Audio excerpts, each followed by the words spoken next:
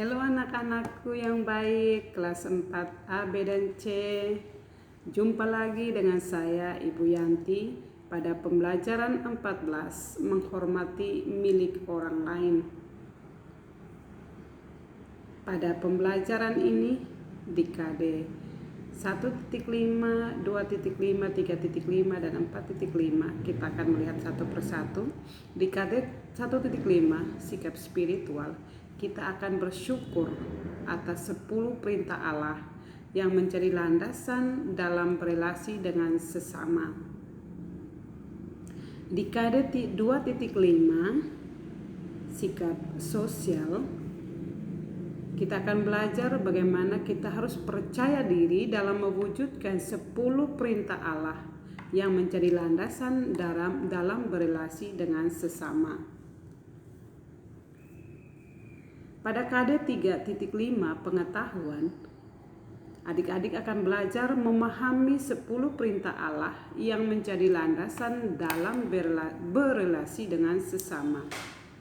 Dan pada KD 4.5, anak-anak akan belajar bagaimana melakukan aktivitas, misalnya bernyanyi atau membuat puisi atau menyusun doa yang berkaitan dengan 10 perintah Allah yang menjadi landasan dalam berelasi dengan sesama. Nah, anak-anak, kita akan melihat indikator pembelajaran pada pelajaran ke-14 ini. 1.5.3 kita akan melihat bagaimana kita menyatakan syukur adanya 10 perintah Allah, khususnya perintah ke-7 dan ke-5. Itu larangan untuk kita. Jangan mencuri dan jangan mengingini milik sesamamu manusia secara tidak adil.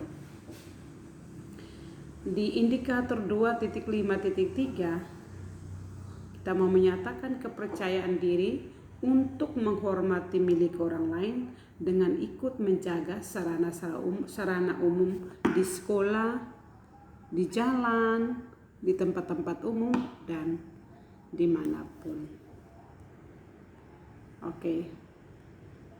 Berikutnya di 3.5.5 kalian diminta untuk memberi contoh sikap-sikap yang menghormati milik orang lain dalam hidup sehari-hari. 3.5.6 kalian diminta untuk menjelaskan pentingnya sikap menghormati milik orang lain. Dan pada indikator keterampilan 4.5.3 kalian diminta untuk membuat poster ajakan untuk ikut menjaga dan merawat barang atau sarana milik orang lain atau milik umum. Oke, sekarang mari kita ikuti pelajarannya dengan baik. Oke, sekarang Ibu akan bertanya kepada kalian. Pernahkah kamu meminjam barang milik teman? Atau sebaliknya, apakah teman pernah meminjam barangmu? Ya tentu saja, kita biasa meminjam barang milik teman, atau sebaliknya teman pinjam barang kita. Sekarang, barang yang dipinjam atau kamu pinjam, apakah kembali dengan baik? Ya biasanya, kalau kita meminjam barang orang atau orang lain meminjam barang kita, kita harus menjaganya dengan baik. Nah, jika kamu meminjam barang milik teman dan kamu menjaga barang-barang itu dengan baik, kemudian mengembalikan ke pemiliknya dalam keadaan masih baik, itu berarti kamu telah menghormati milik orang lain. Oke adik-adik, sebelum kita melanjutkan pembelajaran pada hari ini, Ibu mengajak kalian untuk berdoa terlebih dahulu. Mari kita mengambil sikap berdoa yang baik.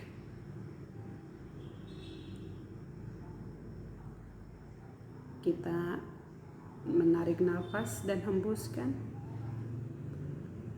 sampai kita merasa nyaman dan damai.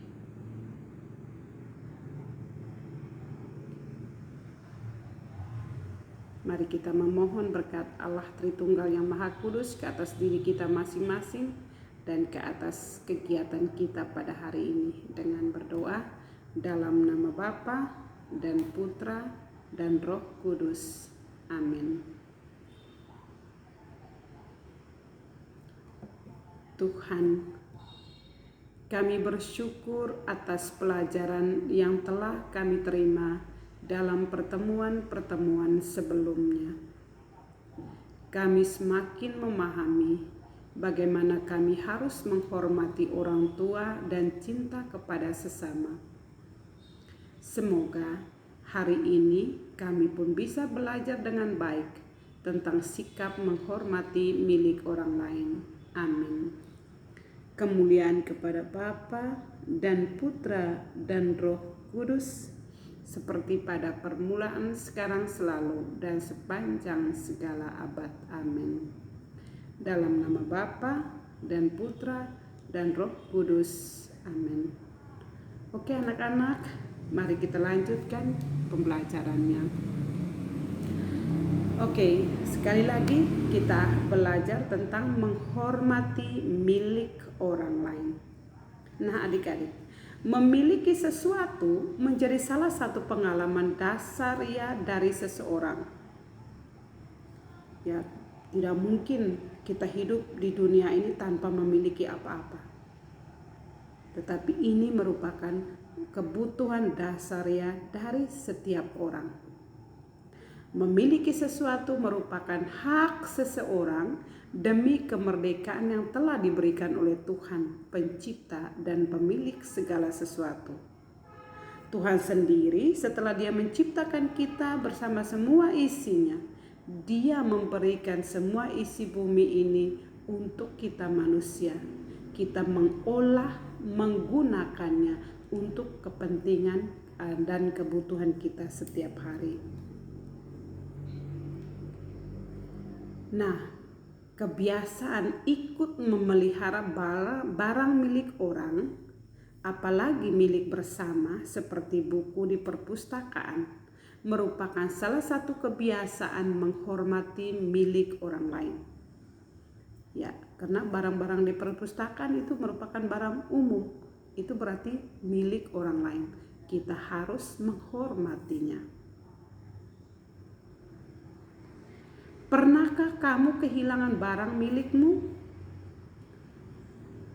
Entah mainan, buku, penggaris, dan sebagainya. Bagaimana perasaanmu ketika kehilangan itu? Atau sebaliknya, pernahkah kamu mempunyai keinginan akan barang milik temanmu? Ya, kamu pasti merasa sedih kalau kehilangan barang, apalagi barang itu barang kesayangan. Orang lain akan merasa sedih juga kalau kehilangan barang kesayangannya. Apalagi kemudian kamu tahu bahwa barangmu dibawa teman, lalu kamu marah dan hubunganmu dengan teman itu menjadi tidak baik. Anak-anak, semua orang berhak mempunyai apa yang perlu untuk hidup yang layak. Kita semua berhak. Maka perintah ke-7 dan perintah ke-10 dalam 10 perintah Allah melindungi hak milik itu. Perintah-perintah itu menjamin keadilan. Oke, keadilan itu apa? Keadilan berarti memberi kepada setiap orang apa yang menjadi haknya.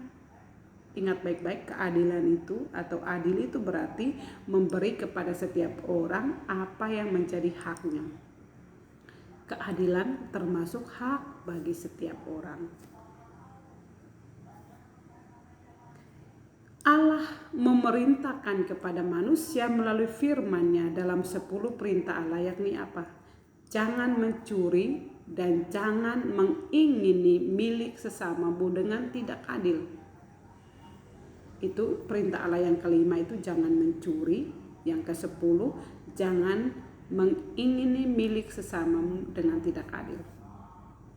Juga bisa kita lihat dalam surat Paulus kepada jemaat di Efesus bab 4 ayat 28. Paulus berpesan begini, orang yang mencuri janganlah mencuri lagi, tetapi baiklah ia dengan tangannya sendiri, supaya ia dapat membagikan sesuatu kepada orang yang berkekurangan. Sekali lagi, Paulus berpesan, orang yang mencuri janganlah mencuri lagi, tetapi baiklah ia bekerja keras dan melakukan pekerjaan yang baik dengan tangannya sendiri, supaya ia dapat membagikan sesuatu kepada orang yang berkekurangan.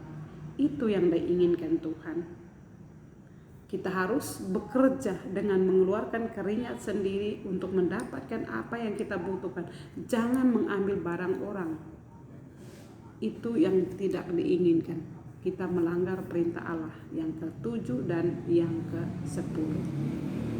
Oke, anak-anak, sekarang ibu bertanya, apa yang dimaksud dengan mencuri?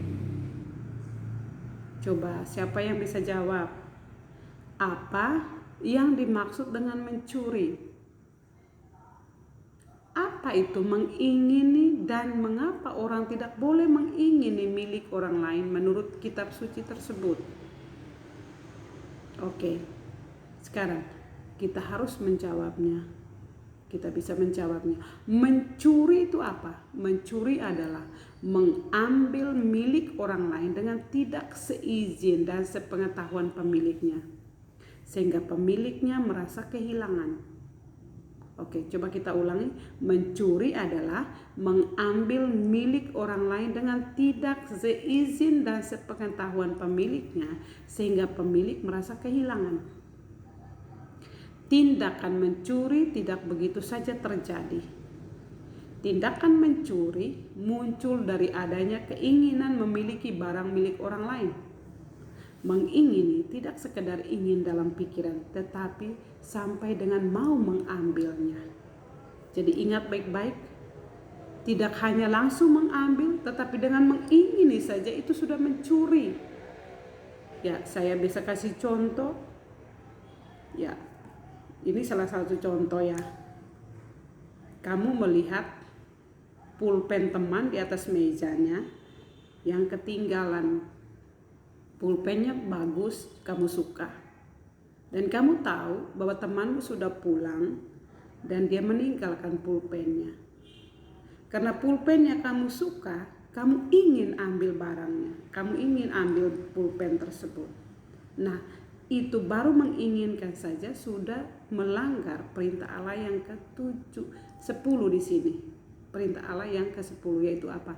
Jangan mengingini milik sesamamu secara tidak adil. Nah, kalau begitu, apa yang kamu harus lakukan? Kalau kamu melihat pulpen tadi, kamu mengambilnya, menyimpannya dengan baik, dan kemudian mengembalikannya kepada dia. Mungkin kamu bisa menyampaikan bahwa kemarin kamu meninggalkan pulpen di atas meja. Oke. Nah, sekarang kita bisa melihat Santo Paulus memberi peringatan-peringatan yang cukup keras dalam hal keadilan. Misalnya apa? Orang yang pernah mencuri, janganlah ia mencuri lagi. Tetapi baiklah ia bekerja keras dan melakukan pekerjaan yang baik dengan tangannya sendiri, supaya apa? Supaya ia dapat membagikan sesuatu kepada orang yang berkekurangan. Ini pasti kita akan merasa bahagia sekali, merasa bangga bahwa kita dengan keringat kita sendiri, kita melakukan suatu pekerjaan yang baik, menghasilkan sesuatu yang baik, kita dapat membagikan kepada orang lain. Ini yang Paulus inginkan kepada kita. Beliau berkata lagi, Santo Paulus berkata lagi, jika seorang tidak mau bekerja, janganlah ia makan. Ya, kalau adik-adik mungkin jangan sampai kalau tidak malas bekerja di rumah, ya coba kita berikan peringatan, jangan makan kalau tidak mau bekerja. Ya, ini Santo Paulus menegaskan seperti itu. Jika seorang tidak mau bekerja, janganlah ia makan. Kami katakan ini karena kami dengar bahwa ada orang yang tidak tertib hidupnya dan tidak bekerja, melainkan sibuk dengan hal-hal yang tidak berguna. Ini anak-anak kita bisa perhatikan. Mungkin mama sedang memasak di dapur. Terus karena mama kekurangan garam, mama meminta kalian untuk membelinya di kios. Tetapi kalian menolak. Bukan karena kamu sibuk mengerjakan tugas, tetapi kamu sibuk untuk main PS. Kamu sibuk TikTok. Ya, kalau seorang mama karena kesal, bisa juga dia tidak mau memberi kamu makan. Nah, bagaimana perasaan kamu kalau kamu tidak diberi makan sama orang tua? Pasti kamu merasa sedih, kamu merasa sakit hati, dan bahkan sampai mungkin kamu harus keluar dari rumah untuk mencari makanan.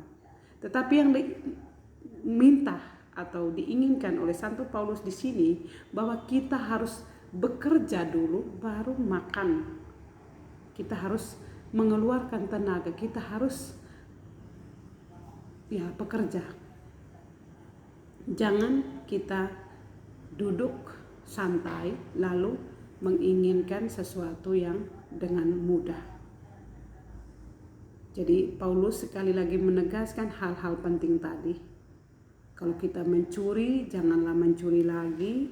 Dan kalau kita tidak mau bekerja, janganlah makan. Jadi maka dari itu, mari kita mengikuti saran atau teguran yang disampaikan oleh Santo Paulus. Nah, kita lanjutkan. Orang-orang yang demikian yang tadi, yang malas bekerja, yang suka mencuri, kami peringatkan, kami nasihati dalam Tuhan Yesus Kristus supaya tetap melakukan pekerjaan dengan tenang dan makan rezekinya sendiri. Ya, harus makan dari rezeki sendiri, jangan ambil barang orang baru makan. Tidak akan pernah masuk sampai di hati. Hai, ini Santo Paulus dalam suratnya yang kedua kepada umat di Tesalonika bab 3 ayat 10 sampai 12, dia berkata begini. Hai tuan-tuan, berlakulah adil dan jujur terhadap hamba. Ingatlah, kamu juga mempunyai Tuhan di surga. Pada surat Santo Paulus kepada umat di Kolose bab 4 ayat 1, Santo Paulus mengatakan, rupanya orang yang berada wajib memperhatikan mereka yang kurang berada. Rupanya orang yang berada wajib memperhatikan mereka yang kurang berada. Artinya orang yang kaya boleh, kalau bisa tolong perhatikan orang yang tidak kaya atau orang miskin. Mereka sangat membutuhkan uluran tangan dari kita.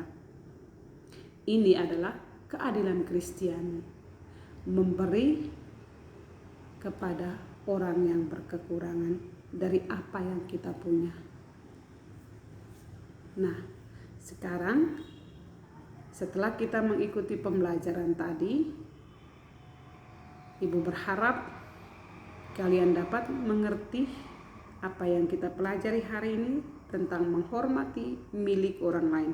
Saya sekali lagi mengingatkan bahwa menghormati milik orang lain berarti kita dapat menjaga barang-barang orang. Kalau kita meminjam barang orang, kita harus menjaganya dengan baik dan mengembalikannya kepada orang itu dalam keadaan baik pula. Begitupun kalau orang lain meminjam barang kita, dia pun harus melakukan hal yang sama. Dan menghormati milik orang lain ini dapat kita perhatikan atau kita lihat dalam perintah Allah yang ke-7 dan ke-10. Perintah Allah yang ke-7 bilang apa? Jangan mencuri. Dan perintah Allah yang ke-10 mengatakan jangan mengingini hak milik orang lain secara tidak adil. Oke, tadi kita belajar tentang mencuri. Ya, mencuri itu apa tadi? Mencuri berarti mengambil milik orang lain tanpa seizin atau sepengetahuan pemiliknya karena dia merasa kehilangan. Ingat baik-baik itu. Nah, di sini kita juga diajak untuk menghormati milik umum seperti apa. Kalau di sekolah milik umum itu apa? Seperti di perpustakaan. Kalau kita meminjam buku, setelah kita membacanya, kita harus mengembalikannya dalam keadaan baik di tempat yang kita ambil sebelumnya. Apalagi kalau kita ke toilet, setelah kita menggunakan ke toilet, kita perhatikan kebersihan, siram toiletnya dengan baik, supaya orang lain yang masuk datang tidak merasa orang lain yang masuk merasa nyaman. Apalagi milik umum yang kita harus hargai. Di mana-mana ada milik umum yang kita harus hargai. Ini sama dengan kita menghargai milik orang lain. Oke, nah, Ibu sampai di sini pembelajaran kita tentang menghormati milik orang lain. Sekarang sebelum kita menutup pelajaran kita, ada beberapa pertanyaan menjadi tugas penilaian kalian. Di penilaian pengetahuan ada 3 pertanyaan. Pertanyaan pertama, apa yang dimaksud dengan mencuri? Tadi kita sudah dengarkan dalam penjelasan. Yang kedua, sebutkan 2 contoh sikap menghormati milik orang lain di sekolah. Ya, di sekolah cara kita menghormati milik orang lain itu apa? Yang tadi barusan Ibu Guru sebutkan beberapa contoh. Ya, kamu sebutkan contoh-contoh lain.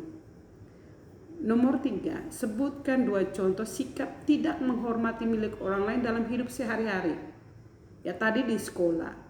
Sekarang mungkin kamu sebutkan contoh tidak menghormati milik orang lain dalam hidup sehari-hari di rumah ataupun di jalan raya ataupun di tempat-tempat umum lainnya. Oke, berikutnya ya nomor 4, ada 4 nomor ternyata dinilai pengetahuan. Sebutkan perintah Allah yang melindungi hak milik orang lain dan tuliskan bunyinya. Ada 2 tadi, 2 perintah Allah yang melindungi hak milik orang lain. Terus sebutkan ada berapa, satunya berapa, lalu tuliskan bunyinya. Bunyinya apa dalam 2 perintah Allah tersebut. Oke, sekarang setelah itu dinilai keterampilan. Ibu meminta kalian untuk membuat poster dengan tema mengajak menghormati milik orang lain atau sarana umum lainnya. Adik-adik pasti paham poster itu seperti apa. Coba kamu buat poster dengan tema mengajak untuk menghormati milik orang lain atau sarana umum lainnya. Nah, adik-adik, sampai di sini perjumpaan kita pada minggu ini. Sekarang mari kita menutup pelajaran kita dengan berdoa. Dan Ibu ingatkan, minggu depan siap diri untuk ulangan di KD 3.5. Ulangan pertama Ibu akan menyiapkan dalam bentuk drive, Google Drive.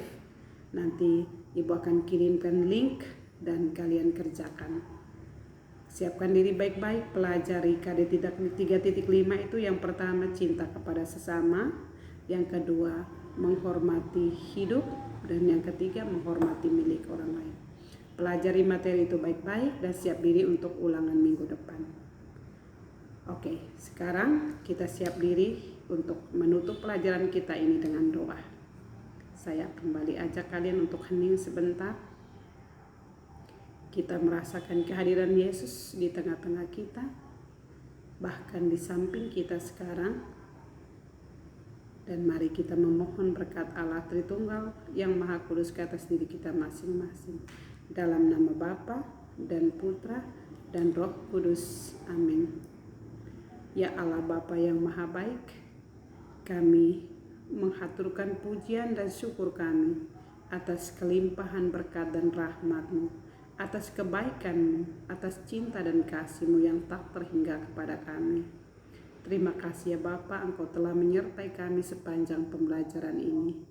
Kami mohon kepadamu ya Bapa, semoga apa yang telah kami pelajari dapat kami resapi, terlebih dapat kami hidupi dalam kehidupan kami sehari-hari, terlebih menghormati milik orang lain, menjaga barang orang lain, memberi kepada yang miskin untuk melakukan sebuah keadilan. Dan kami mohon ya Bapa, semoga Engkau selalu menyertai kami dalam perjalanan hidup kami di hari-hari yang akan datang. Nama-Mu senantiasa kami puji ya Bapa bersama Putra-Mu dan Roh Kudus, kini dan sepanjang masa. Amin. Dalam nama Bapa dan Putra dan Roh Kudus. Amin.